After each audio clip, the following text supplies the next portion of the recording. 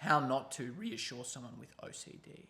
OCD is characterized by recurrent obsessive thoughts and often compulsions, which is designed to try and neutralize the thought. So someone might have a thought that they're going to hurt someone or harm someone, and then they have a compulsion of checking to look at someone and see do they have any scars on them that they could think, oh, that could indicate that I harmed them. So it can happen because the person's ruminating, like thinking, trying to make that initial thought, fear go away because they just want to have a peaceful mind. It can happen because the person truly views themselves on an unconscious level as bad, as someone capable of hurting people, and then they're kind of policing themselves, and really they're going to have the experience of being out in the world with this kind of predatory, evil person that they have to constantly police, despite the fact that they've probably never acted out and brutally, murdered anyone or anything like that. One of the compulsive behaviors that people with OCD might use is reassurance seeking. So they might ask people, hey, are you okay? You don't have any, bruises or injuries? And the person says no, and they go, oh, okay, good. And they're glad because that means they haven't hurt the person, right? Or they might say, if their OCD concerns their own health, they might say, hey, does this spot look okay to you? Do you think? And the person says no, and they go, oh, okay. And that can happen when the person with OCD is kind of disowning their own capacity to think for themselves, their own capacity for rational thought, and hoping and requesting that other people think for them. Now, it's obviously tempting and natural, and sometimes it's the right thing to do to reassure people who are anxious or worried. But in the case with people with OCD, reassurance can be harmful in the long run because it reinforces this idea you can't think for yourself. These thoughts are so dangerous. You need me and others to neutralize them. And it's really hard on people who have to continually be asked for reassurance because they end up being a reassurance machine for their husband or wife or father or daughter or whatever, rather than a person. And when we harm ourselves or hate ourselves or treat ourselves as having low capacity, it really can negatively impact the people around us. It's not just ourselves that we hurt in that instance. But some people find it hard to know how to not reassure someone with OCD who's asking for reassurance and who's very distressed. So I'm going to first go over a few different types of reassurance. One is to get angry and be like, oh, you're being ridiculous. It's crazy. You're obviously not dying of cancer. It's just a cough, right? Or no, you haven't hurt anyone. You haven't even left the house. How could you have stabbed someone, right? Or no, you don't have HIV. How could you have HIV? You haven't shed any needles or anything. You've just got a cold, right? Now, sometimes people with OCD will be reassured by that, even if they're hurt and offended and say, oh, you're not being sensitive.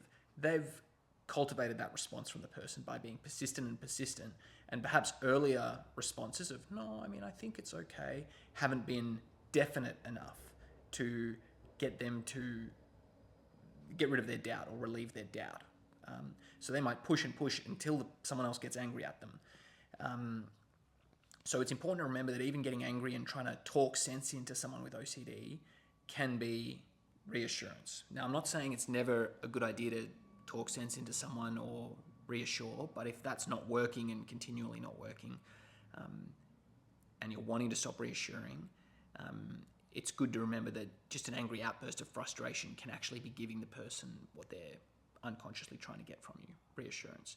So instead, it can be better to ask, in that instance, when frustrated, it can be better to remember this is their problem. It's their problem to solve, not mine. Relieve yourself of responsibility, which is very hard to do. It's hard even for therapists to do. It's hard to do as a friend,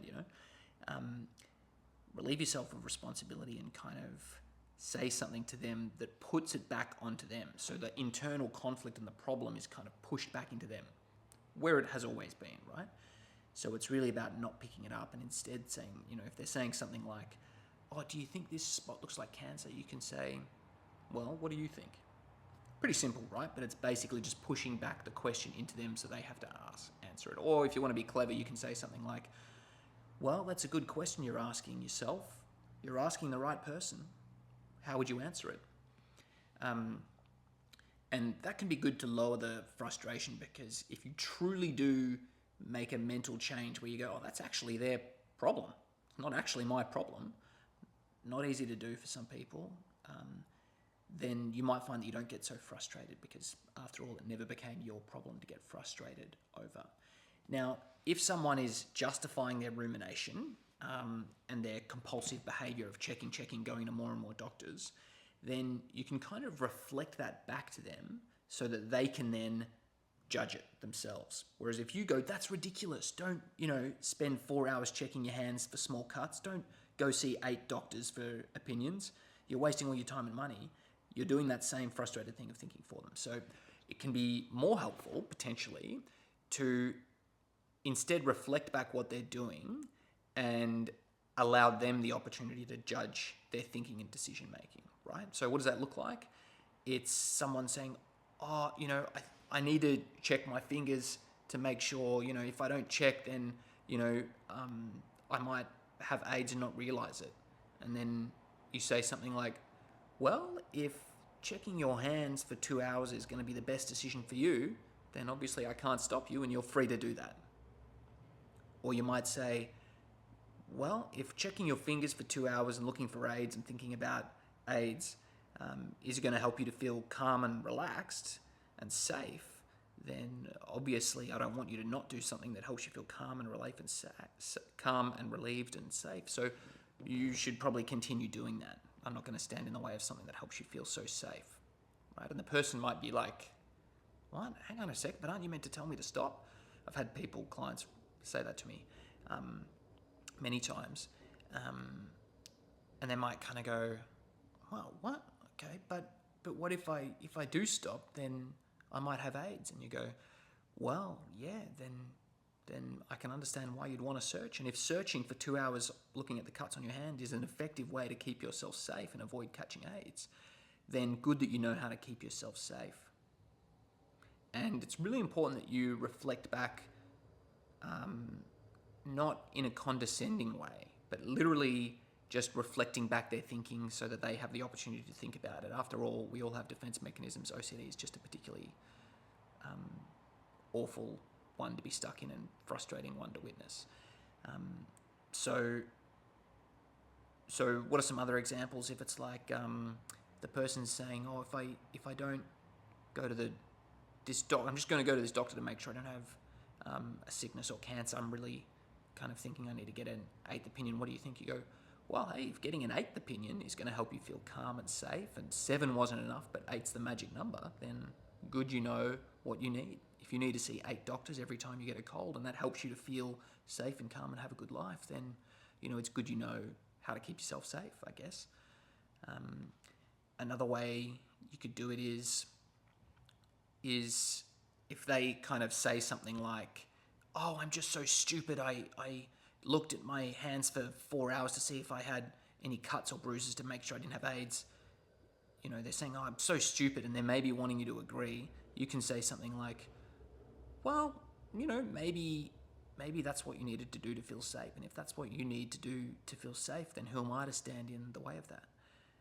And if they say something like, but, all this checking, all this ruminating, all this, time doing compulsive behavior is ruining my life, you could say, well, maybe getting AIDS and not realizing it would ruin your life even more. Maybe this is just what you need to do to feel safe. And obviously no one can stop you. I can't stop you from checking. I can't stop you from going to see the doctors. So if that's what you're going to do and that's the best decision for you to make for you, then I am not going to stand in the way of that. Now, it's kind of a risky approach to take, and you want to know you can kind of stick with it and follow through with it. And it's really good to make sure you're embodying a mindset and attitude of friendliness and kind of genuine inquisitiveness, right? You're just reflecting back what they're saying so they can have a chance to think about it. It's not in a mocking tone, because then in a sense you are reassuring. You're kind of communicating with body language or tone of voice that I think this is ridiculous, and they can go, oh, okay, Sweeney thinks it's ridiculous that I'm checking. Okay, good, I don't have to check and I don't have to think for myself about whether I check or not.